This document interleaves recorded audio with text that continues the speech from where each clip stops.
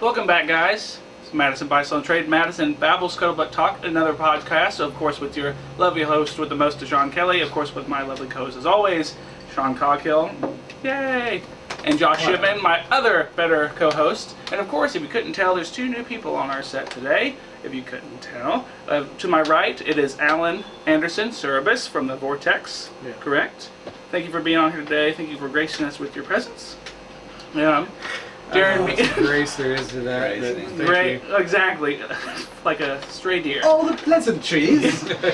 And then, then of course, to my left, to your right, is Darrin Means, director extraordinaire of the hit movie Gnawbone and also Southwestern art teacher, believe it or not. So, thank you guys for coming on again. Which one they would not believe? You're saying believe it or not. Which one should? He's not a teacher. Look at him. He doesn't look like a teacher. I know. He's alternative. Believe it or not, I teach kids. Oh, maybe yours. Maybe yours. Oh gosh.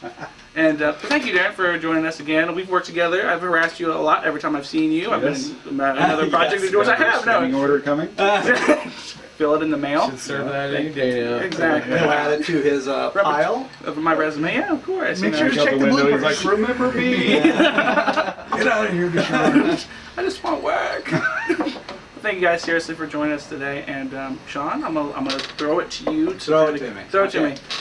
First and foremost, thank you very much for making time, both of you. It's always hard getting people to be able to use get their schedules in line, and especially when you have multiple guests. Thank you very much, Darrin. Thank you very much, Alan.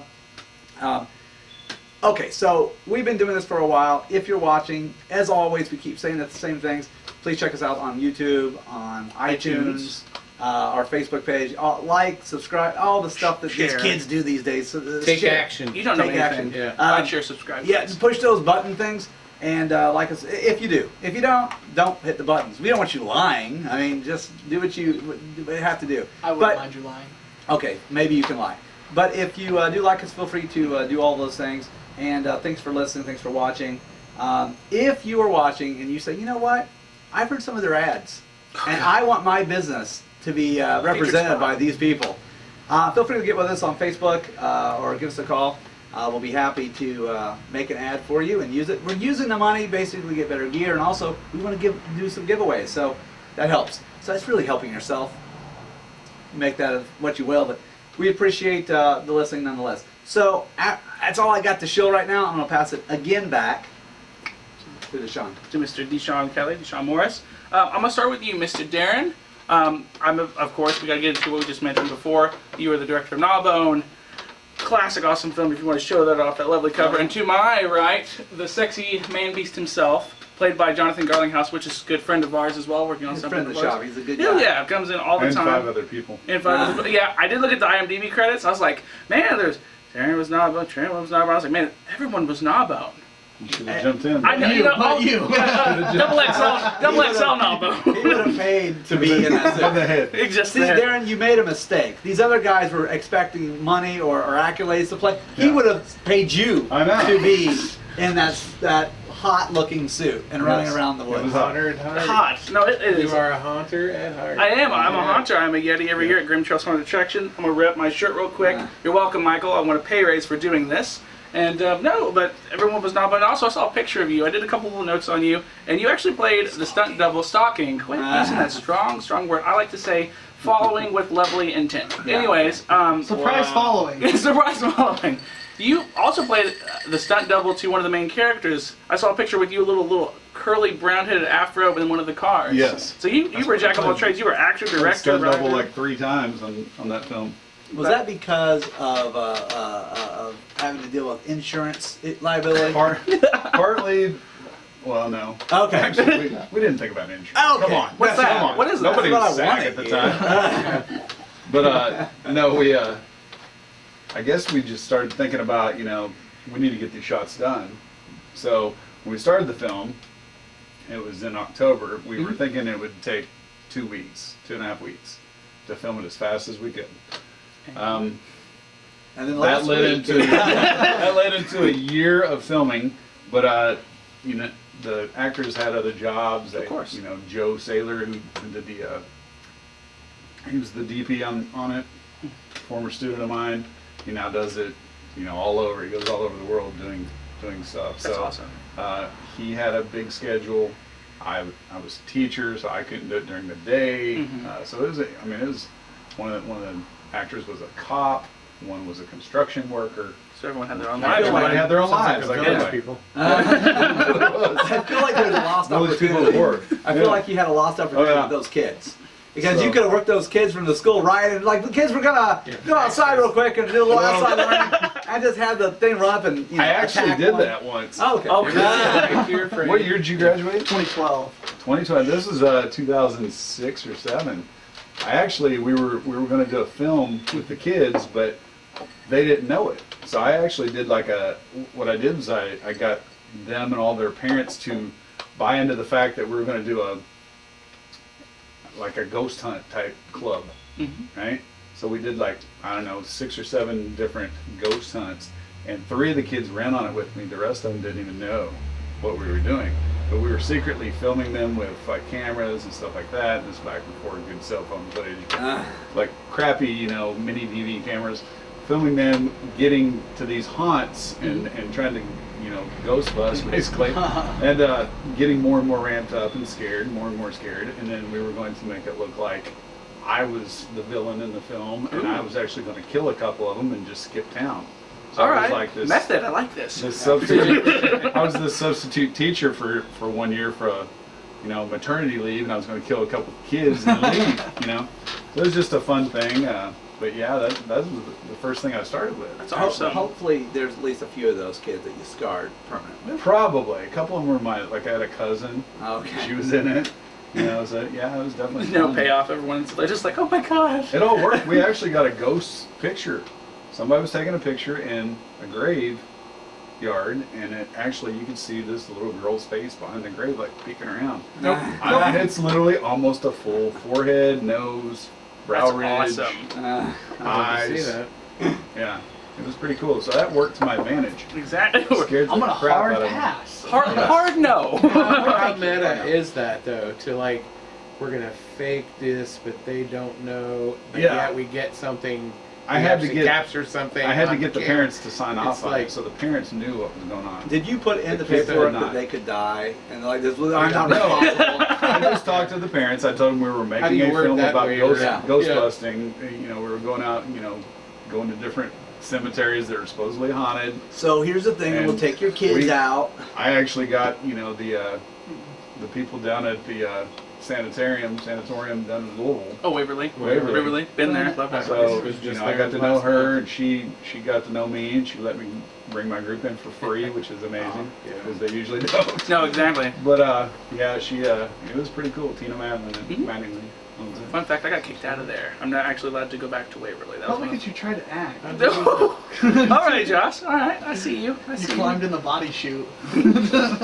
So you made this movie. It took, like you just said, it actually was something that you expected to do much quicker. It Yeah, ended this up is being my a first year. time. Yeah. Man. We were walking around saying, we like doing dope stuff, So it was like, we were like, what can we do? And I was like, man, I want to make a movie. And we just started talking about it, and that's kind of, how it Slippery- started. It's a slippery slope when you start talking Slippery about something. yeah. Huh. We got there, and Yeah, I know. Yeah, I know. it took. What's funny about it is if you actually watch it, it starts off in we wanting it in the fall, just Halloween, spooky time type stuff, and it ends up in almost winter in one scene. So the leaves are almost gone. So we tried to pass that off, but then it goes into summer, but it's nighttime, so you can't tell the leaves are green. So we had to color grade it and everything. So it was pretty interesting, how those 3 seasons play out in the movie. But my whole thing about the movie was, for my first movie, I didn't want to make a zombie film. 'Cause everybody does that. Yeah. Didn't want to make anything with a slasher. So everybody does that. What's the hardest thing to do that we could do, but could still be indie? Is Creature. somebody in a rubber suit. Those are classic. Mhm. They're tough to pull Tough off, to too. pull off. And I wanted to. I wanted to feel like, and that some people didn't get it. They watched it and they're like, there's a lot of mistakes in it and this and that. They didn't understand, there's a guy out of Indianapolis that was going to distribute it, and he backed out. And the reason being was he was like, I don't get all the dialogue that you used. I don't understand how you've got all these voiceover type things instead of using the real sound on set. And I'm like, I wanted it to be like when I was young and would go in the video store and would look at a cool box, not know what's going on. I'm gonna get I would rent it on a VHS, and it would either suck or it'd be good. Most of the time they sucked. The box art's what They got terrified you me in. as a child. Walking through the store, remember this was pre-DVD, so it was the VHS tapes, and you'd hold them. And I still remember those painted, you know, they're hand Lurid. painted. Hand-painted. And I just would look at them and be like, I don't ever want to see this. Just the cover, I don't want to ever see again. See, that was the opposite. I wanted to. Right. I would it try to. freaked me out. I I'd be would try like- to talk my mom, and she was, you know, it was the 70s and 80s, so she didn't care. So it's like, Right. it's like, you know, whatever could get me to go to bed and you know, lay on a sleeping bag in the front room and watch TV Right. on weekends, and that's what we did. We would rent movies like this or like Rad or you know whatever Rad, over that's and right. over. So yeah. I remember the one that sticks in my mind. Ghoulies. Ghoulies The cover was of great, man. Ghoulies freaked me out. Coming out of the toilet. The toilet, I yeah. don't know why. Maybe I have some. They made a whole bunch, There was they one. made a whole bunch of crappy sequels, Yeah. but So one, like, Crap. you know, the way we put this together is we tried to make it look like you were watching a VHS tape. Right. You turn it on and, you know, put the crackling in and all that stuff and degraded, because we taped it in 4K, but then we degraded it all down. We went from scene to scene to where we like changed it from, you know, a certain film, you know, like warmth and tone to the next one. It was totally different. Like whoever was making this probably was one of those people that made one in the 80s, and they were literally trying to cash in. It was like somebody that maybe, you know, was into the porn industry, or somebody that was in. There was a lot into of like, that yeah, going on. there was a lot of that. Was What can we going on. make money on? The kids Yeah. like these scaries. Yeah. Put the scaries out. Exactly. So that's exactly what we did, and you know, some people got it, some people didn't. Yeah. You know. I want to be very honest and frank, because that's what I kind of do. Oh gosh. So I went to see it Karen. at your I- showing. I don't like it when you're frank. You don't like when I'm frank? Okay, I'll be Bill. So I'm honest and Bill. And I went to see it, and I kind of knew what, of course, you were going for immediately, just because of what it was. But going in, I really had no clue what to expect. And I was honestly surprised, because I thought it was going to be like just really bad, and that it was going to be bad of a take on being bad. But I told people even then, I was like, I was shocked, because I actually thought you did a really good. Clearly, there's no budget.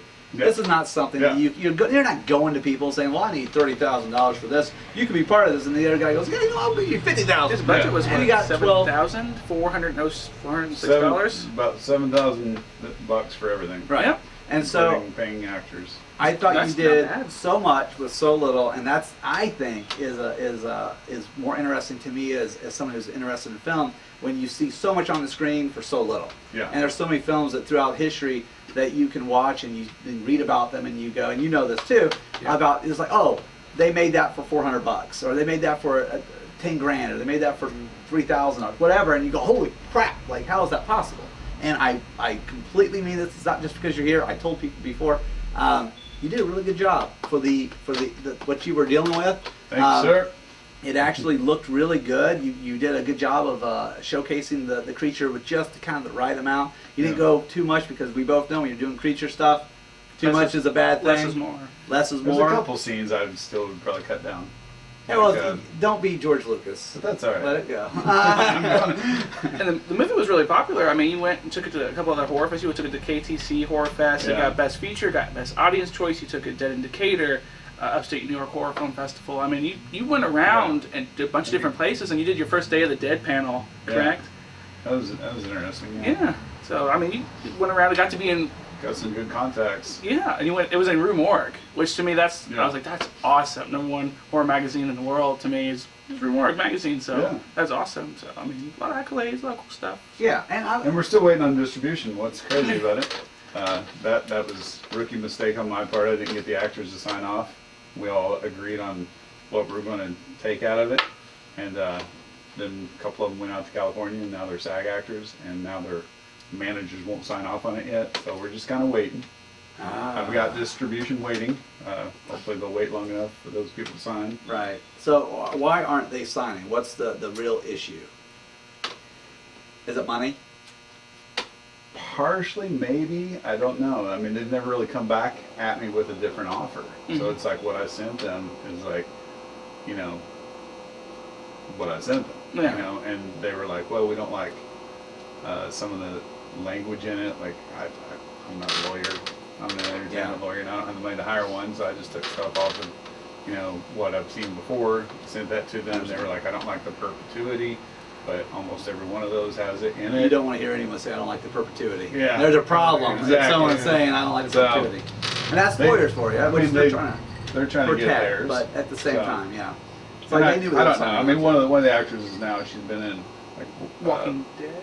She was in Walking Walking Dead, Dead. like 2 or 3 episodes. She was in World War Z or whatever that is. Awesome. Yeah. Sci-fi. She was one of the main actors in the last season. So Okay. I think that's part of it. She got a little bit of fame, and her manager wanted to see where that would go. There have been times in Still the love past. her. You know? Yeah, and that's the thing when you're dealing with actors or you're dealing with friends or you're getting people in on something. You do it because you're having fun and you're just trying to go out and make something. And then if they catch on and become something later on, it's like sometimes they're not even the ones making the decisions anymore, really. Yeah. Which is kind of a pain. But hopefully that'll be resolved soon, Yeah. so we can. Even if it's not, you know, I mean, I had a blast doing it. My whole goal was to get it made, and my second goal was to get it in film festivals. I did both. And you did both of those things in spades. So Well, I got a question though for you as a filmmaker, and this is your first feature. Was there ever anything that happened, any kind of occurrence that you, while you were shooting, that you go, I didn't see this coming? It was something that was either good or negative, something that was a pro or a con that you didn't expect along the way, and then something popped out. I mean, as Deshaun said, I had my hands in everything. So it was like directing, producing, Well, you kind of have to. Doing- with yeah, it these was kind of everything. films. I don't know if I expected like certain time management to be the way it was. So it was like getting the actors there, getting Joe there, making sure everybody's happy. Then I was like craft service. catering. That's I had like to sleep in my basement, which is cool because my basement, if you don't know, it's pretty cool. I have about 4,000 DVDs and Sounds like my we just watch movies. so. It's Everyone kind of a after party. today will be going to Darrin Mead's house. We'll be at 7:00. Party. His place. We're watching the horror movies. Ironically, that you said that because we didn't talk about this beforehand.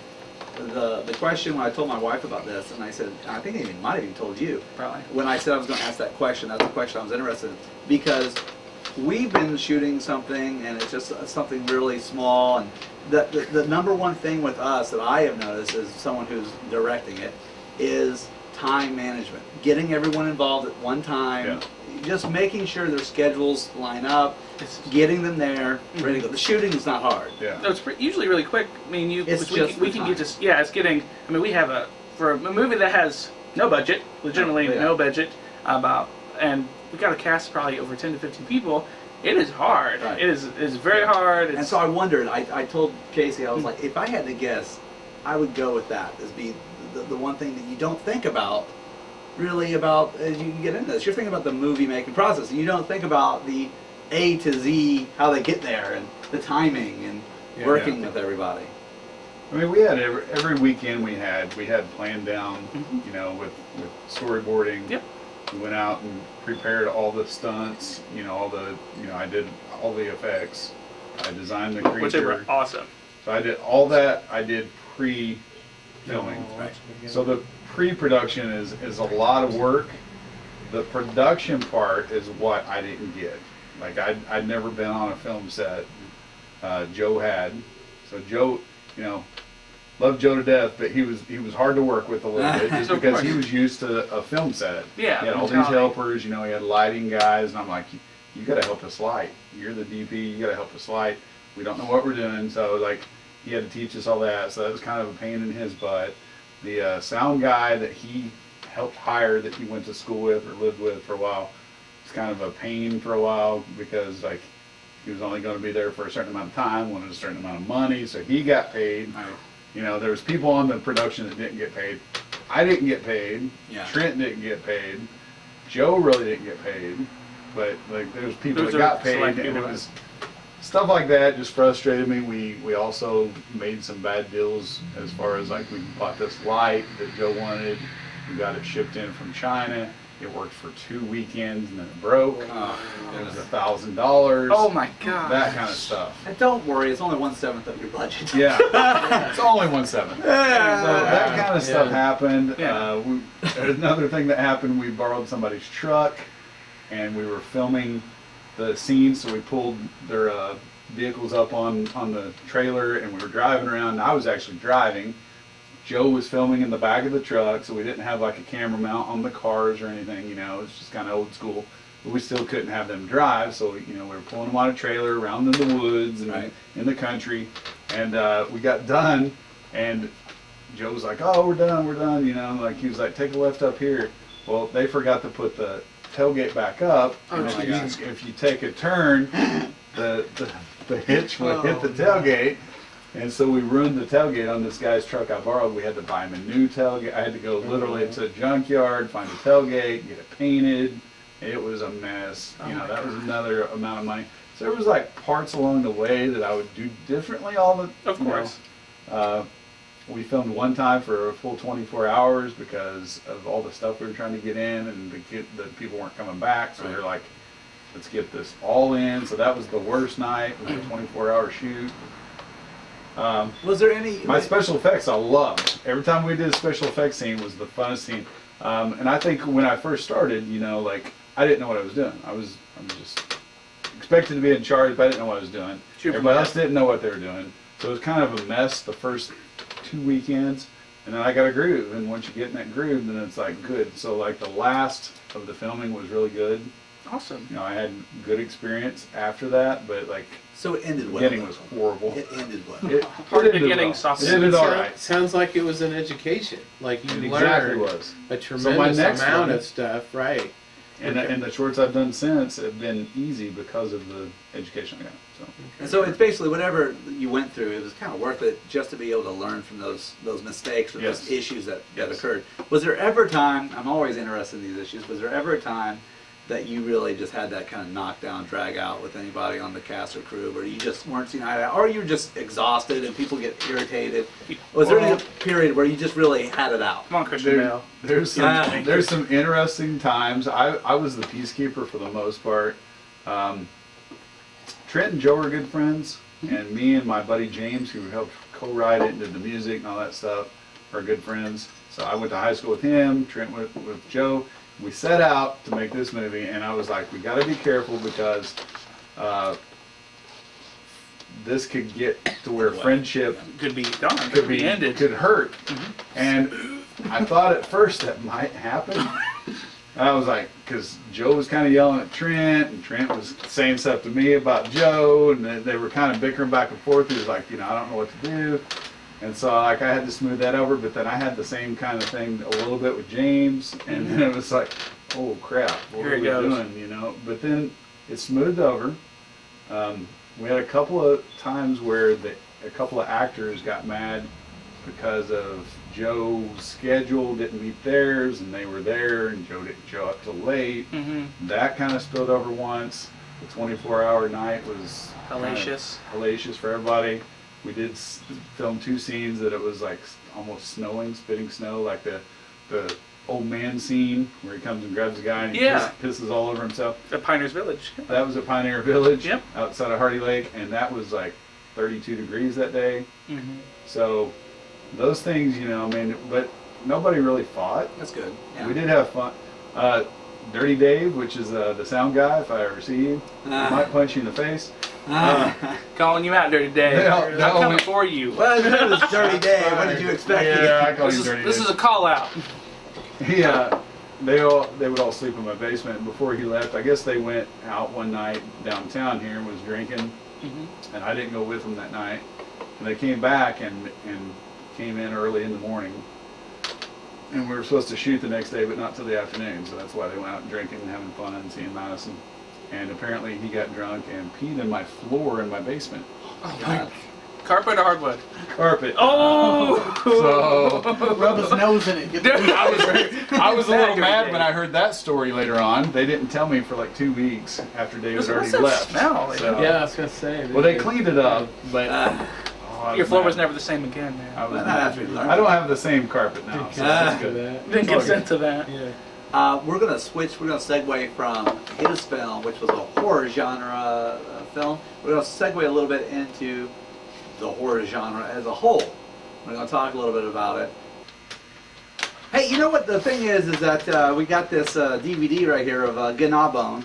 Gnawbone. Right here. Gnawbone. There's a great story about me lying to him about Gnawbone and saying it was Gnawbone, which was French. I gave him this like 20 minute. Gnawbone. 34, 45 minutes spiel. Don't say 20 And minutes. he believed every bit of it, and not an it idiot, was great. apparently. It was fantastic. But we got this DVD. You know, I think what we should do, we should give this away to one lucky Rob Boswell. I was gonna say, human being. Whoever comments first, Rob Boswell. Rob Boswell probably will be it. But what would you mind? It's the 12th comment, 13th if you're lucky. 13th. Ooh, okay. You want? Would you mind doing a little Yeah, signing? go We're ahead. gonna have the director here.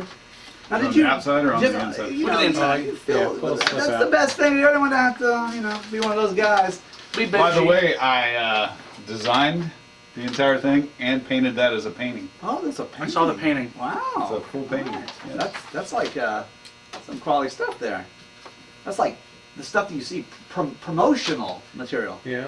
And what we're going to do, so we're going to give this away, but we're not giving it away right now. So what we're going to do is we're going to give it away, but later on in the podcast, I'm going to give you a code, and then you post that code on the YouTubes in the comment section, and then win. you're going to win that. And that's the movie. It's got all the people are in it. It's the full cut. And you I'm know, made a unclear. match. So it's the first person that comments the code that Yeah. you give later in the podcast. Yeah, you're not winning this now. This is just Right. showing you. Look at this right here. It's going to be given away. Thank you very much to everyone involved in the giveaway of this. You sure you don't? Darrin. I think I should autograph it too. I mean, No, I you're was the not star touching of it. Okay. But I'll give the code later, and then you can listen later. Because I'm not giving it right now, because then you're just going to stop, and you're going to be like, oh, the code, I want to win something. Then you're going to wander away. And if you're not going to do it, we're going to give you the code later, so you got to continue Don't skip to listen the end this. either. You're gonna watch the whole thing in its Yeah, entirety. it won't be at the very end. Yeah, it'll be just somewhere yeah. scattered through our lovely The podcast. thing is, Darrin started his first film's a horror genre. Now, I have a feeling, because when people start making movies, they don't usually stop. Ooh. So, Do tell. Darrin, are you doing something? Is there something fresh, something new in the pipeline? That we can Yeah. talk about. I'm currently working on a documentary, Oh, and I won a grant through Eli Lilly in Ooh. Indianapolis to do the documentary. I've been to Budapest so far for it, and I'm going to the Philippines. I went to Washington, and I went to California for it. Oh my gosh. And the documentary is on nationalism and how the current political climate has created a divide in not only families, communities, the state, nationally, but now it's spilling over internationally. So that's kind of since the last election, there's been a definite divide between the two parties, and I feel like that the extremes on both sides are the voices, and the people in the middle are not getting a voice now. So that's kind of what the documentary is about. I got you. Okay. So, You say you went to Budapest. I've been to Budapest. yeah. And what did you think of Budapest? This is nothing to do with the show. I've never been to Europe, so I can't compare it to anywhere. Okay. Very metropolitan Yeah. where I was at. Very educated people. Yeah. Very white-centric. Yeah. Okay. I Okay. didn't have a lot of minorities there. I think I saw 10 minorities the entire week I was I there. view Eastern Europeans as a minority in and of among themselves. Exactly. Uh, So it was interesting, but they're running into some of the same problems we are. They have a leader named Orban, and he's kind of a bit of a nationalist, wants to stop people at the borders. He uses fear tactics in his advertising, stuff like that. It's a lot of stuff up everywhere. He uses certain people as scapegoats to get them, that's how he got voted in. So right now they're ready to have another election, and it's kind of like teetering both ways. And so, I don't know how it's going to go, but it's pretty interesting. I'm sure you got stories from all the places you went to Yeah. that probably will go with you forever. Probably in just meeting different people from different parts of the world. That's already in and of itself a documentary. Yes. That's just meeting the people. Yes. So we're going to segue from he went from horror to documentary, but we're going to get back to horror. So we're going to do a little talk about Would you want me to tell you what I was doing today? what are you doing? Oh my today? gosh, Okay. yes. So we're planning a horror kind of anthology. Right when you said that, I just we're planning a horror Anthology. anthology, and combine that with we're planning a new haunted attraction in Jefferson County. Hey, Wow. Michael, I'm quitting. I'm putting my 2 weeks in right now. So yes. You just I'm asked for a interested. raise. You So- literally just asked for a raise. Well, Fired. Yeah. oh well. wait for a couple years, then we can pay you big bucks when it hits. Okay, Michael, I'm keeping my job. That's actually him saying that you don't have a part in it. You just stay right where you're at. He needs money immediately. Yeah. So I think it's something we're talking about. I'm talking with a couple of different people in the community, and we're talking pretty serious about it now. So we That's went out awesome. and that's what I was doing with my drone. I was mapping out the place we're looking at. So I really like Field of Screams. I'm giving them a plug. Field of Screams? In I don't remember the name of the town. Brandenburg, Kentucky. Huh. It's a pretty cool place, and I haven't been to that one yet. I'm gonna definitely check it out. Most definitely. I got All coupons. outdoors. All outdoors, yep. Okay. It's the closest to downtown Louisville. I don't know why I'm shilling this now. Closest to downtown Louisville. It is one of the most original. It's all fairy tales. Anything from Alice in Wonderland, yada yada. I'm not gonna tell you everything because of course it's gonna be a surprise, but it's one of the Sorry. longest continuous. You're Sorry. Grim Trails Haunted Attractions, fairy tales, Yetis, Alice in Wonderland, all that good stuff. All outdoors. Got coupons? Come to me. I'll hook you up with some good stuff. It's on Blankenbaker Parkway Sweet. on Rail Road. So Sweet. closest downtown Louisville. He was bipolar. So that's kind of what I've got in the books after my documentary. Mhm. Can we hear Is more that about coming? the anthology? Ooh, The anthology, I can tell you a little bit of my ideas. I don't want to give anything away, but like it involves Madison, and it involves Hanover College, and it's going to be kind of like a creep show type thing where Mhm. it involves 4 different stories. mm-hmm. One story interweaves the other 3, and that is kind of all I'm going to tell you too much about. I mean, it's gonna have some different things. It's going to be like kind of a creepier section. It's going to have one that's creepy. It's going to have one that's a little campy, and it's going to have one that's more serious. A piece to all I'm horror trying to fans. put them all into where it's mental health issues. So each story is going to tell about a different side of mental health. I like that. Interesting. I like that. I'll be looking forward to that. Yeah. So you're directing all of the stories? Right now Well, I we're was gonna writing say- them. I was going to ask it, are you having different people do different stories? I would eventually like to get to that. Yes. Excellent. That So I sounds don't know. fun. Once I get to where we're solid on all 4 stories, I would like to venture out. I'm through, some of the festivals and stuff. Mhm. I've met directors that are indie directors and stuff. People from Bloomington, people from Owensboro, Mhm. some from West Virginia. Brooklyn Ewing. She's a good female horror director right now that's kind of up and coming. So, maybe reach out to some of them. Awesome. I know some people in Bloomington that are doing some major films, Mm-hmm. so maybe reach out to them, see if they want to be involved with, maybe some of the filming or even producing of it. That'd be awesome. Uh, Seriously. They're called Pegasus Pictures. Nah. They've done some pretty good stuff recently.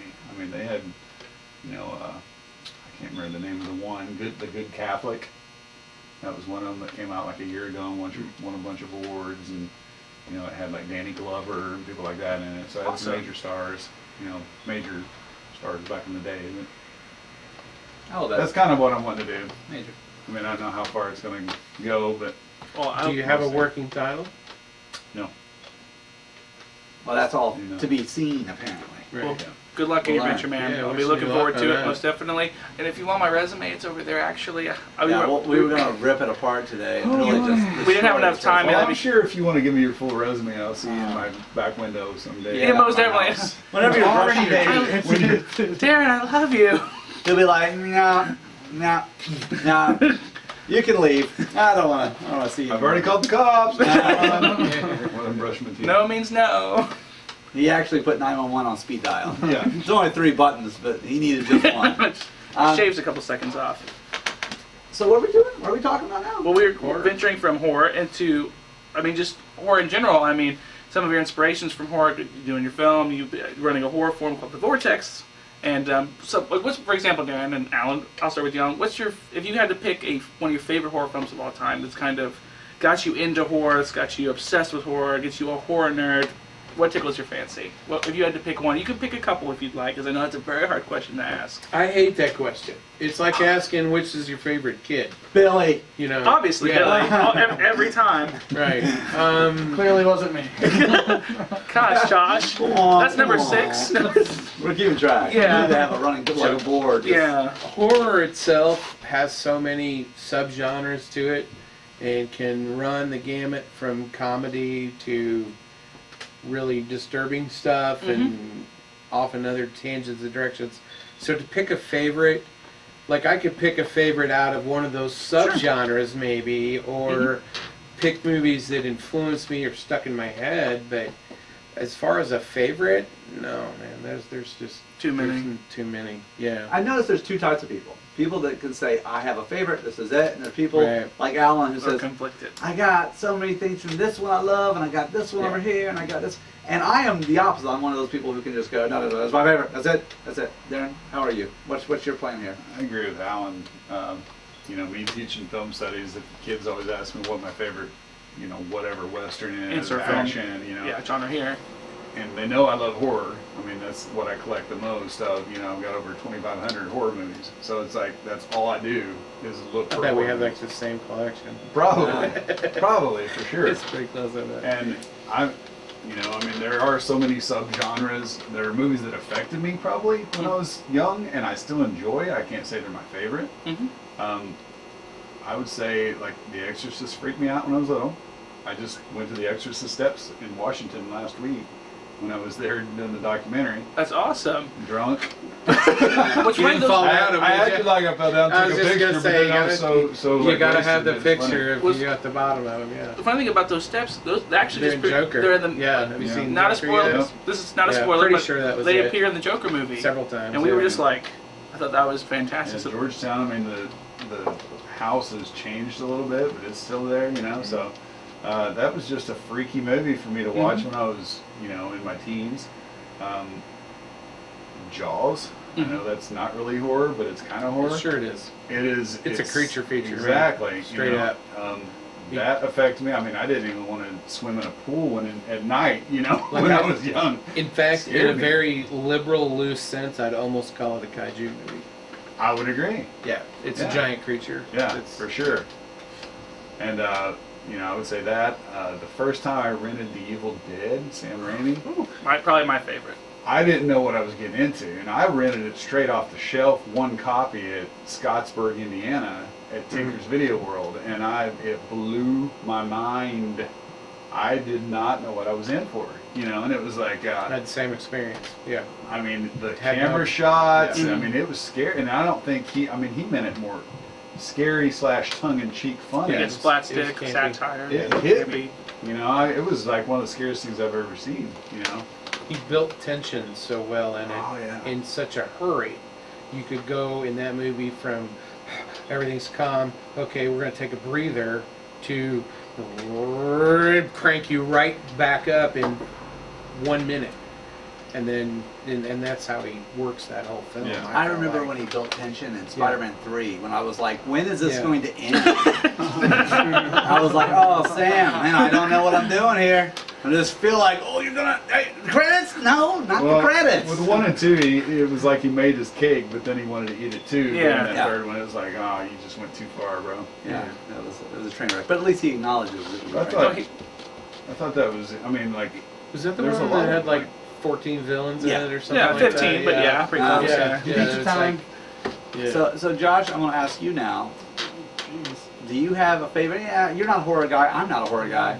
Do you have a favorite movie, or do you have a movie in the horror genre that you did like? Because I know it's harder for you because you're not someone who's in the horror genre. I'm not even close. Now my father-in-law, on the other hand, he is, and I would have to say Evil Dead. Just that's the only thing that when I think horror, that's the one I think of, and I mean even I watched it 2 years ago, and it still got me. It still held up to this day.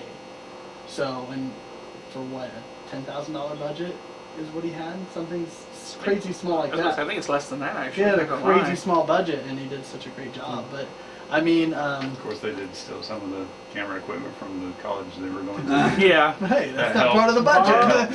It's called borrowed with extreme Right. charges. Yeah. Did Evil Dead or what was I like a lot of different horror movies, but I think if I had to name one, I almost say my son Ash. It'd be Evil Dead. I love the whole franchise. I even said the last video we did, it was trilogies, and I was like, one of my favorite trilogies is the Evil Dead trilogy. Evil Dead 1, 2, and Army of Darkness. Medieval Dead. Army of Darkness. I can watch that movie I'm every not day for trying to years. spoil anything though, because we've got a little segment we're going to talk about a little later that it might persuade me, it might not persuade me. Okay. I like that. I we'll like where you're taking this. I like. We'll see where that goes. So I am one of those people who I am not a horror fan. The genre I am not never been that into. Just like I was saying about looking and being freaked out by the cover art, and that was good enough for me.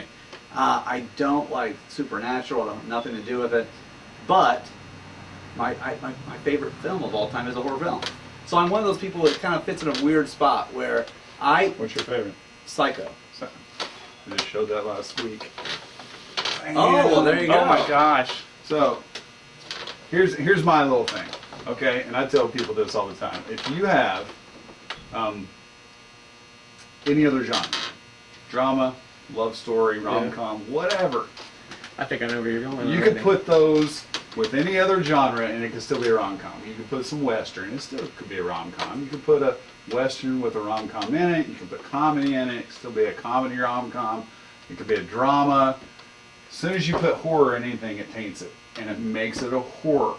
Right. That's why I say a well-done horror, and I'll say this again and again, encompasses any other genre it wants and is still horror. That's what makes horror the best genre in the world, because you cannot do that with any other genre. Yeah, I understand. I do agree that it's very hard. I have said something so similar to this. Horror can be any other genre, but no other genre Can can have be horror in it. horror unless it becomes It is a horror. horror film. Right. Horror itself absorbs all of it. It's like you the take blob, this JB, you know. you take this water and put a ink droplet in it, it just spreads. Yeah. And that's what horror is. And It becomes some a horror horror is film. cheesy, and I understand that. Some horror is too scary, but like you take, it's an overlooked genre by the Academy, by the public, because they think everybody that watches it. And when I was little, you know, you were a freak if you watched it too much. Everybody was kind of worried about you. Yeah. You're a serial killer. Keep scissors away from him. And it literally is cathartic. It takes away anger. It takes away It can be, fear. yeah.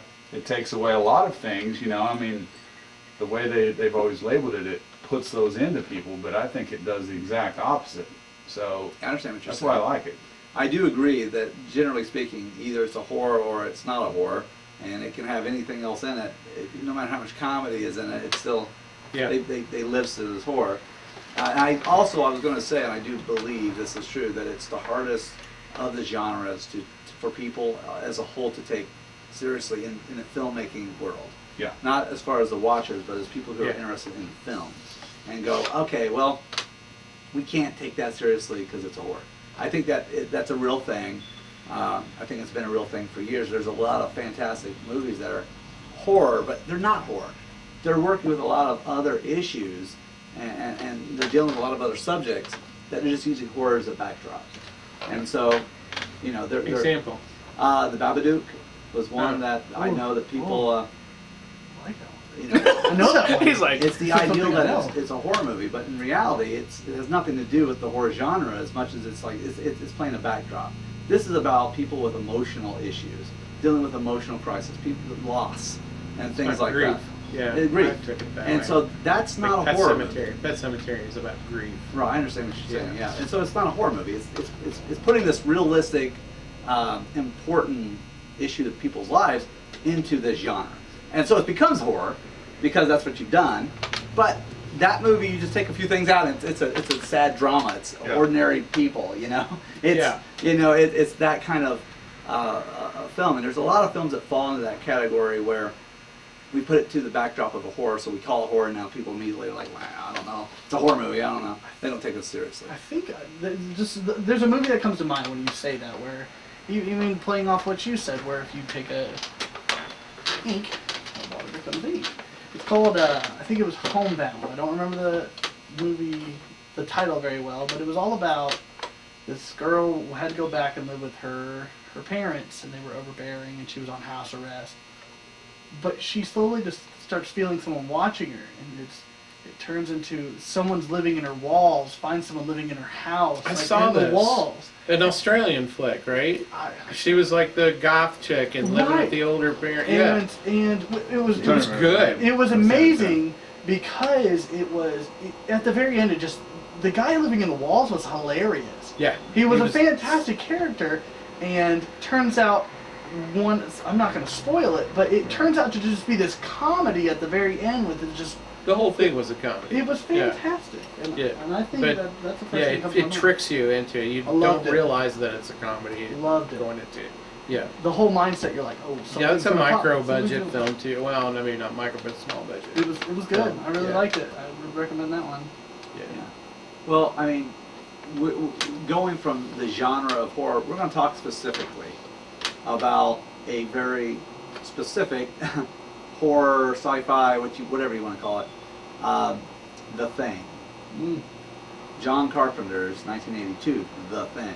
There's been a couple other films with part of that title in there, including a sequel or prequel of sorts that came out in 2011. Prequel, and then there was also a game that was made after that's also a direct sequel from the 1982 version. That's a game. But then there's also, of course, the film. Yep. The Thing was based on Yep. The Thing from Another World. Mhm. Thing from. Thing- Is that what it's called? Thing from. Yeah, I think so. That's something like that. But we're going to talk about the 82 film. So I'm going to do a round table. But this is what's important. You've seen the film. Yes. How long ago multiple did you times. first see it? 1983. So close to when Yeah. it came out. Whenever it hit DVD, or not DVD, I'm sorry, VHS. Okay. Yeah. I was in what was it, 82 it came out? 82, so I probably graduated from high 84. school in 84, so I wasn't old enough to go to the theater to see it. Uh-huh. But yeah, the moment it dropped to VHS, boom, I was on Like it. 83, Okay. 84. Yeah, so a year How or two old were after you? it came out. It probably was 2000. This makes it. I feel young. No, it doesn't have to get the year. Just how old were you? I was probably 11, 12, because I was watching horror movies since I was like 7. That was my Okay. main thing growing up. And I had VHS tapes. I'd watch Down on Elm Street, Friday the 13th, but The Thing, probably Yeah. 7. I'd say 10, 11. Yeah, probably 10, 11. I meant to say I started at That's 7, but 10 or done. 11 is when I probably saw Now, it. 16. we've all given our times, but we got someone who's a newbie to it. Horror Josh, when virgin. when did you first see The Thing? Last night. Last night. Okay. So I'm Awesome. gonna give Sad. No, not sad. Welcome. He's Welcome. trying, yeah. Yeah. And I lived my whole life waiting for this exact moment. I knew as soon as Your whole life I'm like, come to this, gotta huh? wait 26. That's the magic time. So So does anybody feel like this film for them resonates in any kind of level of in the horror genre or filmmaking in general? Where do you put it? Okay, so as I was saying, is like, was there anybody who views The Thing as something either as horrible or as amazing? Where would you put it in the lexicon of filmmaking, Darrin? What do you feel about it? I first saw The Thing as a cover on Fangoria magazine when I was young. The classic cover, the the classic, classic with the yeah. lights kind of come off the head. Well, no, the actual cover that I saw No, it was was the a gore- spider. yeah, it was the a head. spider head with. Yeah, Oh, okay. I remember that. That was Yeah. like one of my first Fangorias, so like it's got a special place in my heart. I'm a huge Carpenter fan, like most horror fans How are. can you not be? How can you not be? It was his favorite movie, It is. and you know just the special effects, Rob Bottin, and I mean it's just you can't beat like the soundtrack wasn't even his. He got Marconi. or Yeah, however you say the it. same guy that did The Good, the Bad, and the Ugly. Yeah. And a Yeah. point. Now he didn't do the entire score. He only provided like an hour's worth of the music, Yeah. and then but he was trying to do it in the style of Carpenter's music, which is very tonal and electronic. Right.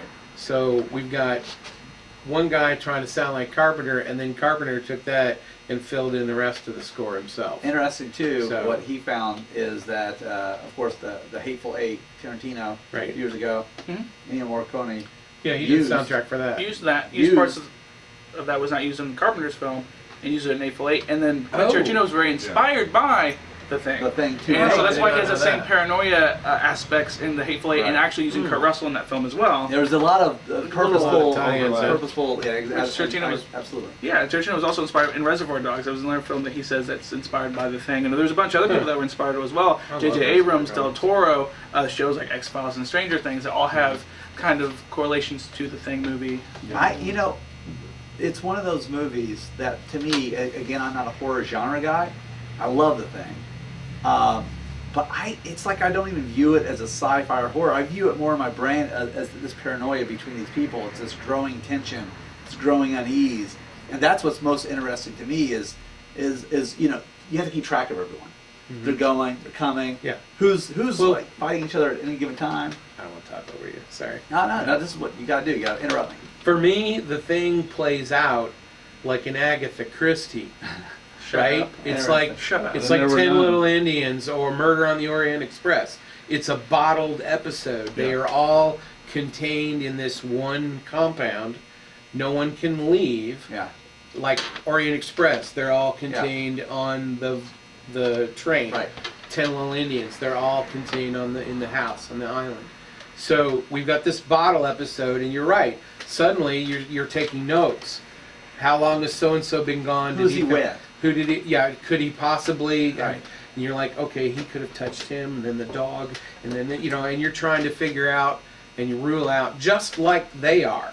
Right. It's the same, and suddenly you're in a shared experience with the characters. Yeah. They're trying to figure out who is, and so are you, and it makes you feel like you're part of it. That's the thing to me. That's it in a nutshell.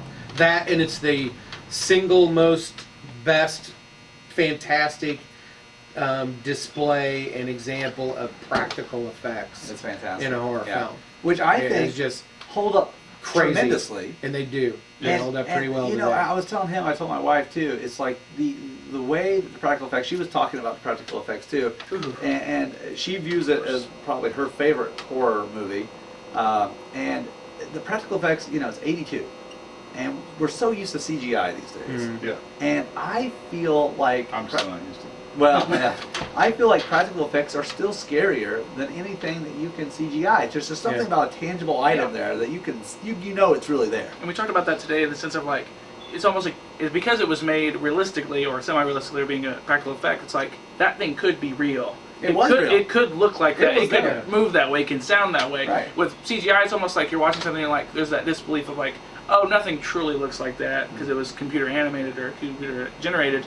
But that spider thing that crawled around with its tongue using it as like a whip, that thing could really chase me, and I would pee and crap myself every time if I saw that. I think my favorite effect is right next to the end where I forget his name. Is it Blair? Was that who? Blair. Blair thing. Yeah. Blair just pops out of the back and puts his hand over his mouth and then Oh, morphs into oh, it and then gosh. he drags him away. Disgusting. He goes down. Yeah, it was. Yeah. I'm not. I Not getting into that. so we were passing around. So now we talked about a little bit. Is it a pro? You view it definitely as a great movie or a good movie or something that you at least. I think any horror fan would. Okay. Yeah, I figured definitely. that. Same. Yeah. But now I want to ask this guy. I want to ask you first. Oh, okay. He's got a question for us.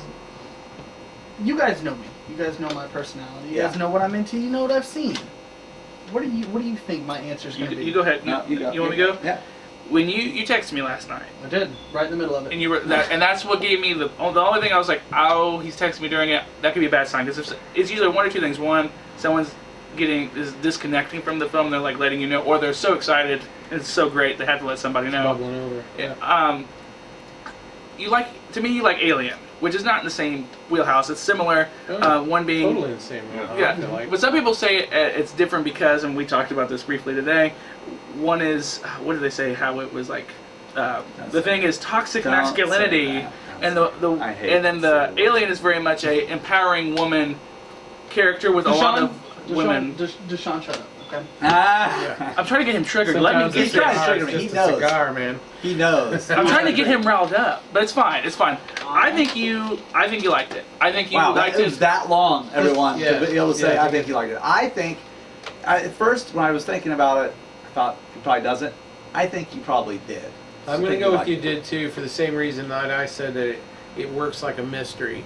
Yeah. I'm going to guess you got sucked into at least that, even if the gore was a turnoff or something like that. How about you, Darren? That's my guess. Darren doesn't know. I don't know. You haven't seen me since I was a Yeah, I yeah, haven't seen him since like Yeah, I don't know you at all. sophomore so. year of high school.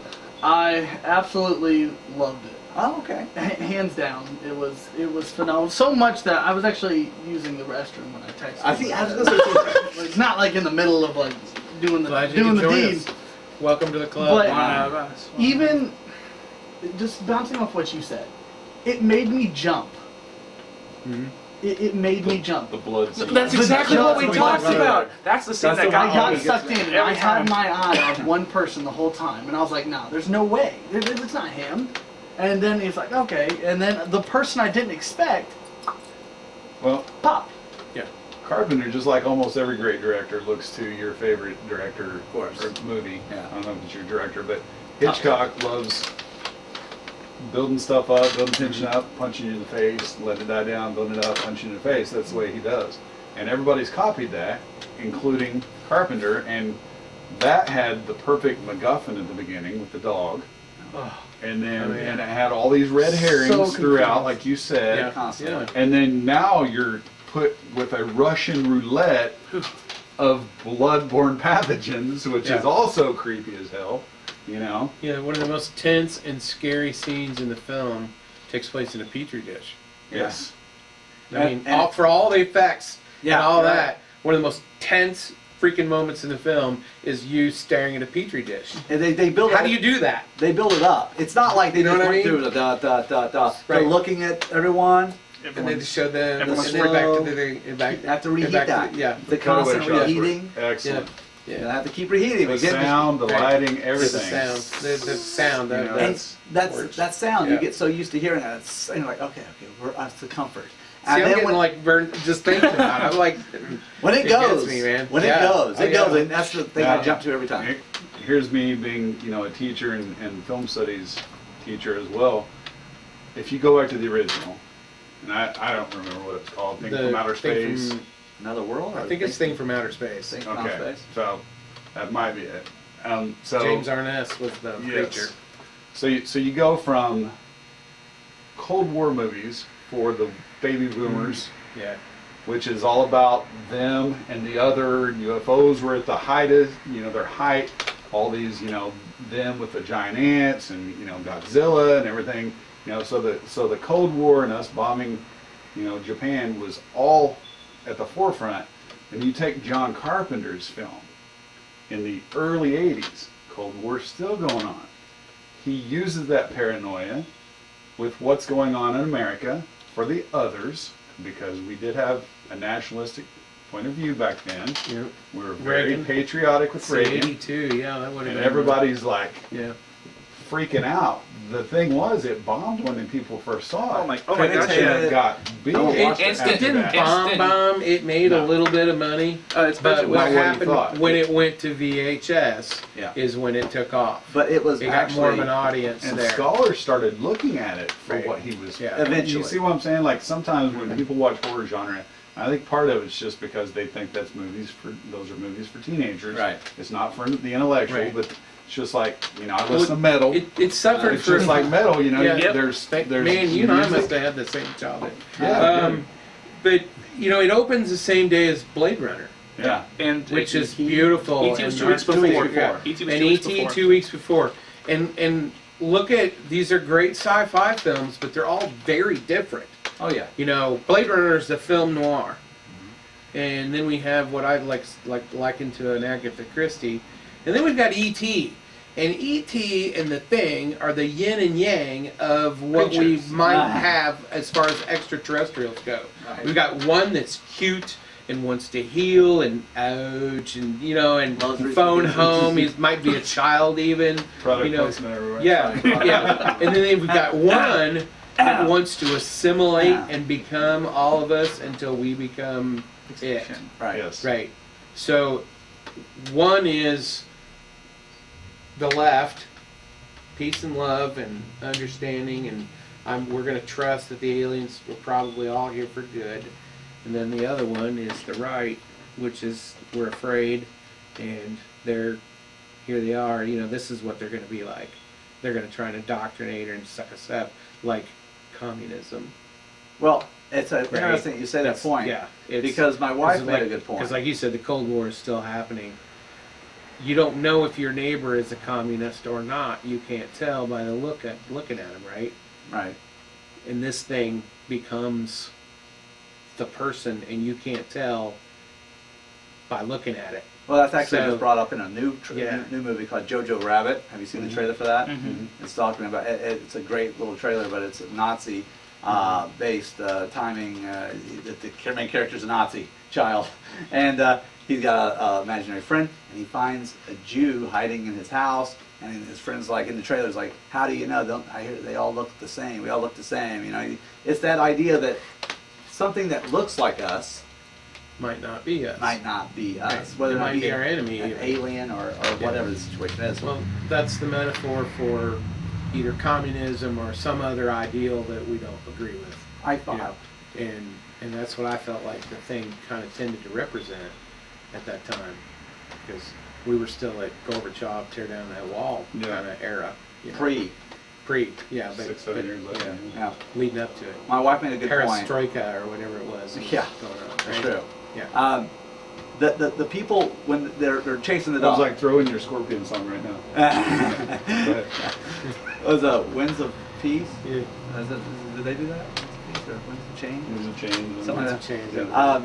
Yeah. The people chasing the dog at the beginning. So they're also at a research facility. Mhm. You notice something interesting about that is that right away you should immediately start to think, hey, what's going on with this dog? They picked very clearly, this was not Germans, this was not Russians, Right. they're like Norwegians. They're people Yeah. who you go, well, they don't have any problems. It's just Norwegians. One of the highest standards of living in the world. Right, but yet they are out to kill this dog, and they are hardcore. And so right away, like Casey made a good point about that, because it's like, if it was Russians, if it was Germans, because they're portrayed in an evil light so often, that you would immediately go, okay, well, you know, They're just doing it because they're bad. they're just bad Nothing people. wrong with the dog. These are the bad guys. Right. There's nothing wrong with that dog. But instead you Yeah. see them chasing, and then you find Yeah. they're Norwegians, and you're like, Norwegians, wait a minute. Yeah. Why do they want to kill dogs? So you start to think, you're like, wait a minute, and you wonder, maybe there's a reason why they're trying to kill this dog, Mhm. and right away it puts you in this mindset of, like we talked about earlier, about the ideal of animals, children in harm, any of these things. They're trying to kill the dog, so you're like, oh no, don't kill the dog. Right. Me, I don't care. Yeah. I'm not a dog person. I'm like, kill the dog, whatever. But normal human beings are like, hey, don't kill the Yeah. dog. We're gonna get like banned by Yeah. PETA or something. I They're gonna don't hear care. this and then Yeah, they're you're gonna gonna get a lot of sponsor us. comments on the other. I'm not a dog It's guy. true though. I mean, Yeah. you want to kill off something that's going to shock. Exactly. You know, punch them in the face. Right. That's what you got. There are Absolutely. different boundaries you can push. That's a viable one to push Right. as a filmmaker, I would think. Let's kill a kid or a And- dog or whatever. Right, and up to that point, Let's rip off a little boy's arm in the sewer with a clown. Right? Mhm. You know? Exactly. right away too, we haven't seen that dog do anything. That dog's innocent. It runs. Innocent in Yeah. our eyes. It just It runs the does. snow. Did you notice the blood on it? There's isn't it blood on wounded it. to There Yeah. was blood. right? There was Yeah. blood on its back hind leg. Yeah, yeah, Yeah. there's blood on it. So, They could have shot it. Yeah. They could have already been after it. right. Kind of going with just spotting things, like everyone loves it clearly. I did notice a few goofs. I noticed little things that they didn't pay attention to the details, but I caught. The scene where they go over to their base. Uh-huh. One scene, the door's open with the axe. You flip swings, and you can just tell that someone forgot to close the door. Right. Uh, Continuity errors. Yes. When they're in the shed with Blair, when it first gets taken out there, Right. when you're walking in, the boards are horizontal. When they're inside of the building and you're looking out, they're the different direction. Okay. So that was something that I thought. And then So you were really looking. there Why the was hell were you looking that close? Well, that maybe makes you look that close, then right? there was Yeah. the Is that kind of the vodka purpose bottle of in the it? same scene. What was it? The vodka bottle. They put a lot of Okay. emphasis on that vodka. Yeah, Mhm. that's true. it was spun one scene. Okay. So one scene the label is facing towards the right, then it's to the left. And I know and it was just little things like that, and that's kind of where it's like I was just trying to put pieces together. But the paranoia helps and I build was you into looking. that. Yeah, So you're just looking the for boards. anything. Every film has a million of those, but that one makes you look. It took me about 2.5 hours to finish that movie because I was like, is there more? You thought maybe this Like, played into I thought the there was actual- something else. So me myself, I'm like, I don't want to miss anything. Like, so Wow. I went back. You're into that. I was so into that movie. Like, I want to watch So it. does this change your perspective on horror? You Absolutely. really- So, we've talked about the end of the thing, but I gotta pass around to everyone. We've already talked a little bit, but there's a scene that Carpenter has made a point about with Childs. His name's Childs. It just came to me. Wow, it just came to me. Good job. McCready Childs. That Childs. wasn't because of editing either. I actually remembered it. First Amazing. try. Yeah, it was. Childs, you see McCready, he's put against a backdrop where you can really see his breathing. He's breathing heavily. A lot of air is coming out of him when they're sitting there in the ice and the snow. It turns to Childs. There's no breathing. You see no breath coming out of his mouth. Well, actually, at first you do, and then it depletes, and that's what we talked about. Is that a continuity error that they were like, oh, we should do it this route instead of this Well- route? But then there's no visual. It's the ideal that Yeah. even if there's something, it's not like a normal Exactly. Yeah. human would be breathing. That's the whole setup. And they played that, Carpenter said he played it very particularly with the backdrop so you don't see his breath. Whereas McCready, you see his breath. So that's something at the end. But was this something did you ever thought about this deeply? Or did you take it more face value as being like, they are out there, maybe one of them is, it doesn't really matter. One of them's screwed, maybe they're both screwed, maybe no one's screwed. What did you feel? When I watched the ending, I kind of felt, I mean, I was young, Yeah. so as I watched it when I got older, I kind of felt that both of them, it could be either one, obviously, but I felt like both of them, there was a scenario in my mind that it was an isolationism type thing to where one of them is probably the alien, one of them's probably not. It's almost like a two-way Mexican standoff to where they're like, we're gonna sit here, drink, something's gonna happen. Right. But then the alien is the one with the standoff because he knows probably in his mind he's gonna die at this point. He's gonna not die, but freeze again. Right. Which isn't So, a bad thing necessarily. not a for bad us. thing. I was for gonna the say it alien. doesn't work. But yeah, the whole ending. I'm sorry. I Go ahead, didn't- go ahead, man. No, That's I- exactly what I was saying. Yeah, I feel like the ending is kind of cut and dry. It doesn't matter which one of them is an alien, because either way, it's gonna freeze to death out there again. Well, That's it. we don't know it will freeze to death. Well, it'll because they dug it up frozen. Right. So in other Maybe words, that's what it wants. I was gonna say, it can just go back to sleep, waiting for Waiting for the next. Next waiting time. for the next Which time. Right. that's kind of what I felt too.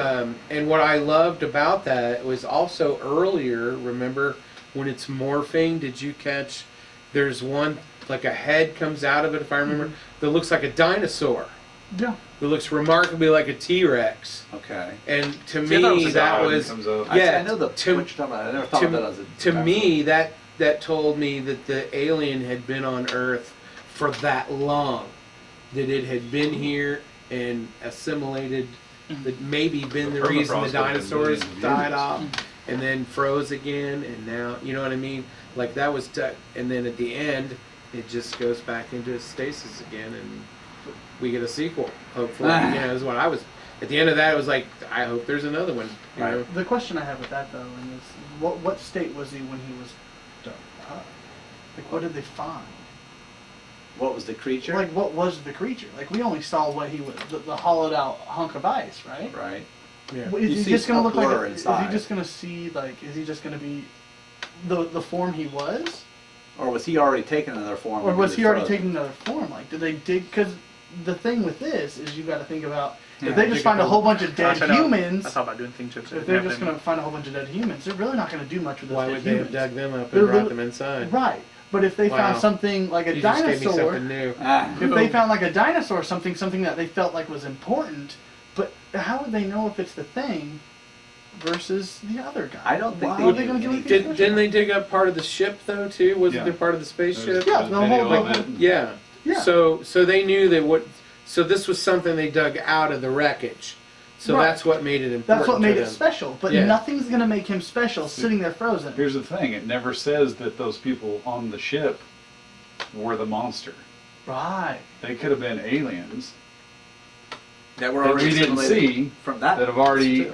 found something And in it outer could have been space and transporting crashed it. here because of it. Yeah. We don't know. Ooh, I like that. They could have been. That gives us prequel story outer space. Yeah, they could have picked up this Yeah. because it's viewed as like almost like a virus, some sort of. Yeah, it could be Yeah. a virus. That's how they We viewed don't it. know. When in the movie though, it actually shows like this taking over cells, Yeah. and it actually has on the very old school, computer screen, and it views it almost as if it's some sort of it's assimilating, but at the same time it's almost like a virus or something that's taking control and getting in. So it could be also that there was a different aliens in that ship. They picked up this contagion that now they've been Yeah. turned It- themselves. it's you know. somebody- That's kind of why I on the looked at ship it. I didn't and- know. Crashes and holy cow, you guys have really like now I'm gonna have to go back and watch Because it. in the original, they have the blood bags and they destroy them. In the remake, they have the blood and they destroy it. So it's like, to me, I always thought it was just something that got to the aliens, possibly, that was foreign to them, and maybe they crashed. Because in the beginning, Wow. that ship isn't flying right. No, they It's- find it and It's well, and it could have just been like the down spiral within the ship that caused it to hit here. So it's Yeah, just- like what And them caused- trying to get away could have Right. been a memory of the aliens knowing Right. how, with their know-how. this is what's great about That's the all thing. DNA Love Yeah. it. ingrained Yeah. into whatever this organism is. So if you're listening, if you're watching, feel free to give us your thoughts on the thing and what you think the ending meant or what you think the thing was. Mm-hmm. Give us whatever thoughts you got. Feel free to pass. Or if you come in the shop, yell at us, tell us when we're wrong or we're right, whatever you agree with or don't. Let us know what your ideas are, because that's something that those kind of films draw up and bring up those kind of ideas, and where people can really debate or just throw out their own thoughts and. Jump in on the discussion. That's right. Yeah. So what's happening? What are we doing? What are we doing? Well, that's code. Yeah, you're the host. Tell us what to do. I was just gonna say, I think we kind of finished up with the thing. Let's end it with a little bit of the vortex stuff. Yeah, that's what I was gonna say. Is that I'm glad that I'm glad we're on the same picture here. We're on the same page. I'm glad I'm steering the ship. Vortex. The vortex. Vortex. 9 years, 9+ years of the vortex. So would that mean 10 years? No, Or no. like 9 years? I for didn't, nine? it says 9 years, but I'm assuming it's Okay. going on 10. So don't be like that. Okay. We, Nine we years. started Labor Day of 2010. 2010. So I got you. Awesome. that's when we Horror host. began streaming, and we have been continuously streaming since then, Awesome. without a break, like How many people Continuous are 24/7, 365. 24/7, 365 now, which might be some kind of a record.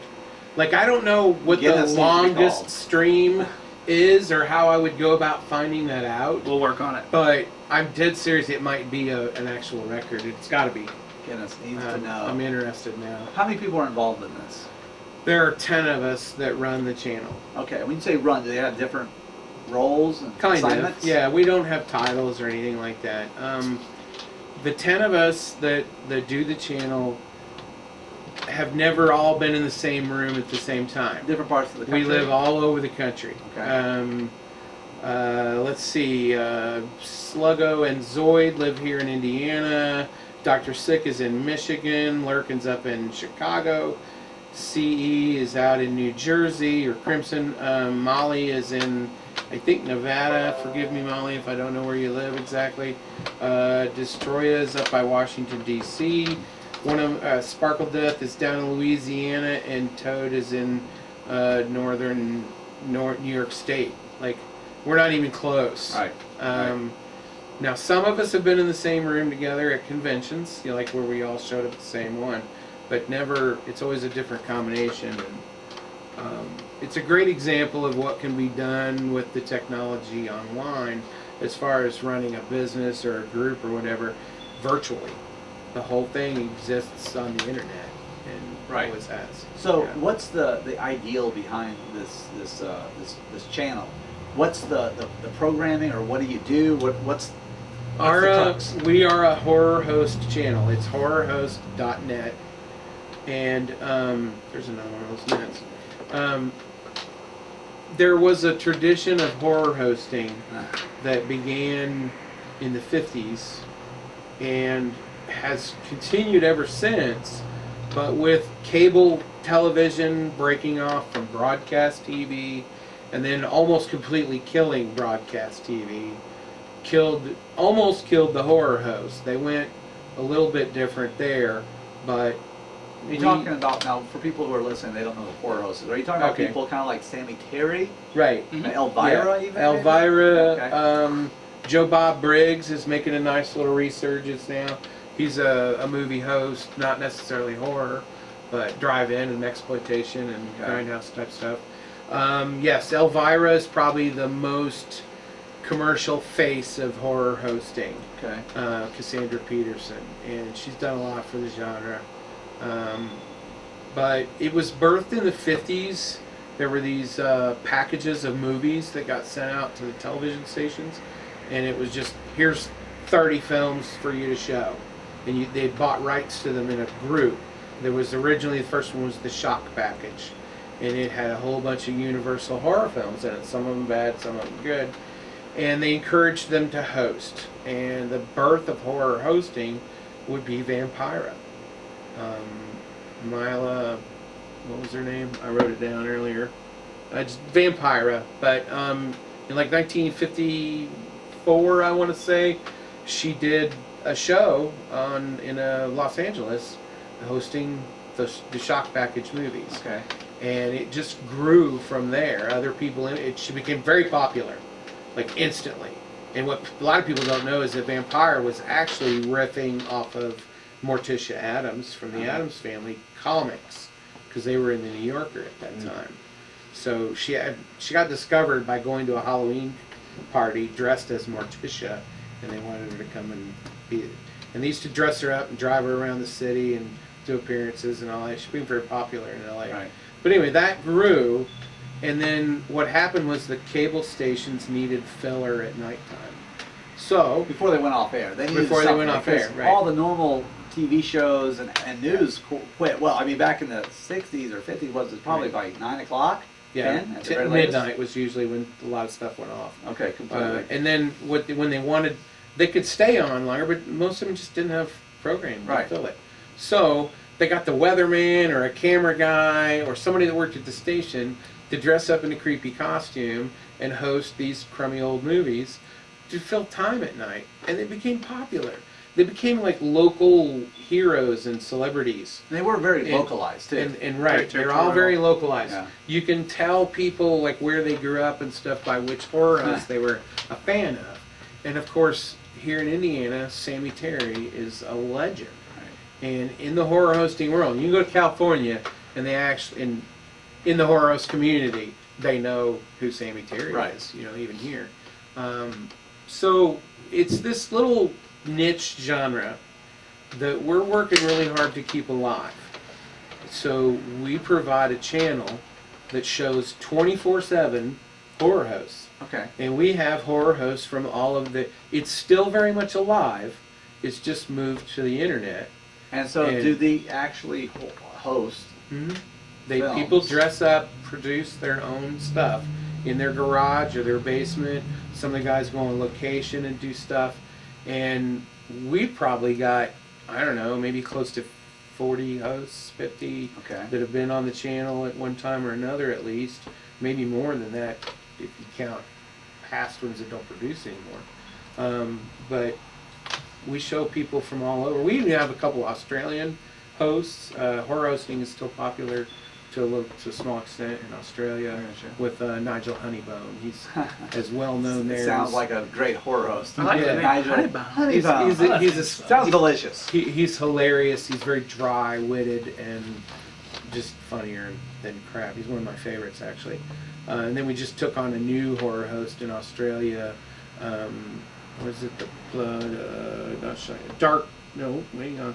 Horror House. Sorry, they're new, and and everybody's names are remarkably similar. You know, Yeah. everybody's names has horror, something like. Except for old Honeybone. Right. Well, his is actually called the Schlocky Horror Picture Show. Okay. So yeah. Stands out in my mind. So dapper. Yeah, he's like a talk show format in a suit, but it's a skeleton, and he's usually got a drink and a cigarette. Hence the bone. Kind of like the old Dick Cavett show or something like Really? that. Oh, that's yeah. funny. The first It's time really- bone. Yeah, it's really funny. Yeah, first time around. But we're just trying to keep a place for people to put their stuff out. Okay. And because the TV stations don't take them anymore, there's very few do at least. Right. Now, there's a crew up in New York right now, Mansion of Mystery. Hey, Mansion of Mystery, and they have a show that they are doing real well with on some local, On some local like network. the digital channels, like MeTV is and Okay. stuff like that. And they're the studio that makes Mansion of Mystery. Is now producing their own half-hour sci-fi show called Captain Isotope and the Enemy of Outer Space, and that's one of our staff guys plays Captain Isotope also. They all work together to make stuff, but they're producing a full-on half-hour TV show for Right. nothing. They don't get paid for it. They just do it For love. for the Do it love. for the of it. love. Yeah.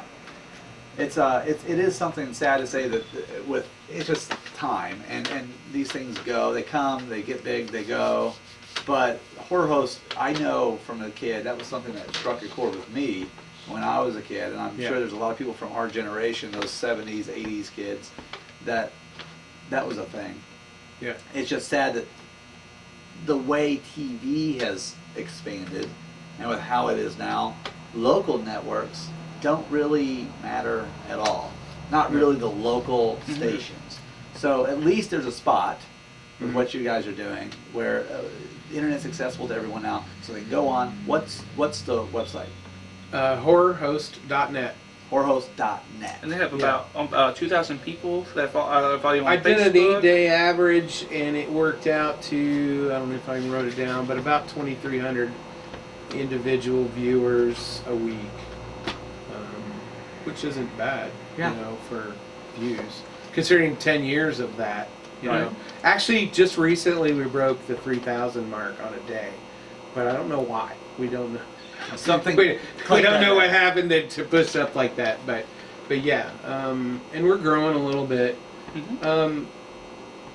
Horror hosting was, like you said, it struck a chord with you. People became very affectionate and very connected to whoever their local host was, because, and this is part of our format, horror hosting was somewhat interactive then. You could send in fan mail, and Sammy Terry would read your letter on the air. Right. If you drew a picture of Sammy Terry, you could go in. Did you do that? And Sammy Terry, I'm a little dry skinned here, but you could color a picture and he would put it on. They would tell your birthday maybe or whatever. It was like it gave you an accessible port to horror. Right. You had somebody that kind of shared the movie with you and maybe made fun of it a little bit so it wasn't quite so scary, and you could kind of detach from it, and every so often they'd pop in and it'd be like your dad popping in, but it's creepy, and that didn't come out right at all. That's fine. You were right. We're just I gonna can skip right on I over can that. relate to that. It's Yeah, fine. we're just gonna skip right Go on ahead. past that. I'm sorry, but yeah, it was like you were watching the movie with the host, and that's what a host does, right? So it gave you this other connection to the film, and maybe they made it funny, and that might be something you remember as later on. I remember being a little scared and a little like, this is a joke, right? Yeah. And I felt that way, but I also just remember getting to watch these horrible, mostly god-awful, just C-movie horror films from like the 50s. Yeah. Where a lot of giant ants and a lot of giant whatevers. Two part of the great. So, or yeah, there you go, Yeah. more sci-fi. But yeah, I had a great time watching them as a kid. I just remember like when I was allowed to stay up, Yeah. that was kind of the win. For me, Yeah. Sammy Terry on Friday night was a treat. If I Right. had done chores, gotten homework done, whatever, blah blah blah, Right. Dad would let me stay up on Friday night to watch Sammy Terry. Yeah. And what I now look back on and realize is the dad wanted to watch Sammy Terry. Ah, I was the generation of what we call monster kids, that grew up in the 70s when television was actually full of sci-fi and horror. The Twilight Zone and Outer Limits, and there were horror comics. And the Universal films that, while made in the 30s, were on television a lot in the 70s as time fillers. And Channel 41 used to, sorry, you might remember, used to do the Godzilla films on Sunday afternoons and stuff like that. So there was a lot of sci-fi and horror out there to be watched. Right. And I guess my dad liked it, watched all of it, so I got to, you know. Night Stalker. I love Night Stalker. That was a fun one. Kolchak. So your current format that you you're bringing all these people. I'm just bringing it back to what your project is. So like your current format, you let them send you video in, and then you program it into your program. You got to pre-watch that to make sure everything's okay. Yeah. They have to be posted somewhere else for us to watch and see, or they have to send it to us for that. And we're pretty family friendly, but not always. And we keep some of the gorier films to a little bit later, or some of the hosts are kind of adult. You know, this new group, Horror House out of Australia, is very adult as hosts. So we don't show those until after 11 and stuff like that, trying to keep it a little family friendly. Yeah, sure. Because that was the other thing, is horror hosting appeals a lot to a younger audience as well. The best, we haven't even mentioned this, we're interactive. We have, when you go to horrorhost.net, the streamer is there where the window of the movie is showing, but next to it is a chat box. And you can literally chat in real time with other people watching the movie. Okay. So again, you have this shared experience. So we're building on building here. We got the host that ducks in and gives you a nudge and a wink and says, like you said, it was funny, but it was scary, but yet there was something that kind of made you look at it from the outside. And then also we get to riff on it, and sometimes the chat is just absolutely hilarious. I jumped on there the last week. When you were like, hey, go to the website, I got on there. And my gosh, some of the stuff you were saying, I can't repeat right now. Well, it was good. It gets a little blue once in a while in the chat room. But no, it was fantastic. We try not to get too outrageous with it. Y'all crack me. We do have moderated chat every night at 9. We do a new feature. And it's not always none of them are new movies, right? You know. But it might be a new 1948. It might be a host that's just put out a new one, or maybe one that's just new to us. Or whatever, because we'll find a host sometimes, and maybe they've got 15 episodes already, so it's new to us, and we'll work them into the schedule. So at 9 o'clock, that's when the chat room generally fills up, and we get 20, 25 people sometimes, and it's fast and furious with the jokes and stuff. Well, it sounds like you've got already a good solid base of people. We have a community. A community built up. So if you're watching this and you want to check it out, horrorhost.net. And in today's day and age, it translates really well, because in the chat room, remember, there's no age, there's no gender, there's no nothing. You just put up a name. Yeah. And my name is Cerberus online. That's how I'm known. Everybody calls me Cerb on there. And I'm producing my own show soon. Serb's Buried Bones, and but yeah, you know, you can a lot of, and here's the thing, is that everybody in the chat room is very welcoming. It's a really friendly place. When you jump in there, you're like, hi guys, and suddenly everybody's, hey Serb, hi Serb, how are you doing Serb, how you know, and suddenly you get the chat room starts filling up with everybody saying hi. And that makes you feel like one of us. Family. Right? Yeah. Community. And that's what we do. We've raised money for people. Oh yeah, the whole thing is free. There are no commercials. There are no ads on the website. Down low we have some links for like suicide prevention and AA, because one of our staff members took his own life a couple of years ago. And sorry, wow, I didn't expect that. Anyway, we lost one of our staff members to suicide, and so we raised some money for his family. We had another host out on the East Coast that got cancer, and we raised, I don't know, several $1,000s for that guy, if I remember right. Quite a bit. It was the whole community came together, because it's very close knit, even though some of us never been in the same room. Right. These guys are my family, for sure.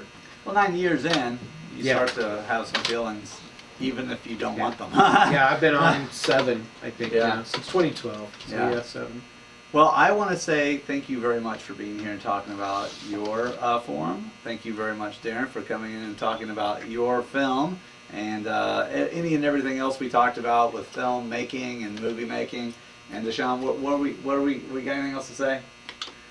I don't think I got anything else, but just thank you, Darrin Means. Thank you for being here. Thank you for doing an awesome film. Thank you for giving me my first role. Thank you, Alan Anderson, for slinging up the biggest winner in town, Mad Dogs. you knew that was going to come up today.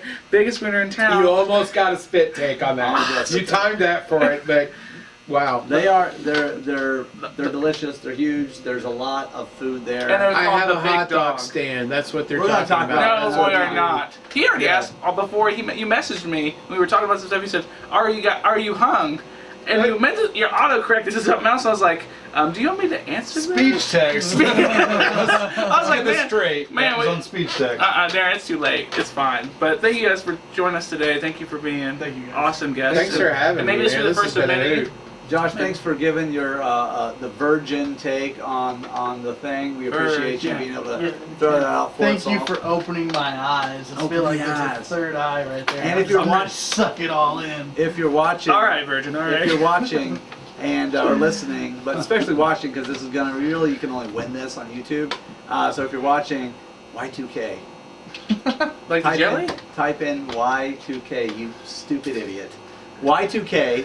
Type it in. I don't know why. Why are you asking me why? You win right there. Sorry for- Gnawbone. Got Gnawbone. You win the signed copy of Gnawbone. Thanks to everybody who's been a part of it. Thanks again. We got some shows coming up. Keep track of it. There's going to be a bourbon tasting show. We're going to talk about a bunch of other stuff too. But that's all down the road. That's it. Like, That's it. share, subscribe, follow us on everything. Instagram, That's it. Madison BST, That's Facebook, it. Madison Buy Sell Trade, our YouTube channel, Madison Buy Sell Trade. Like, share, subscribe, love all You our said all that. content. See ya. Take care. Love you, bye. Bye. Love you, bye, in. One of Us. us. One of us. One of us.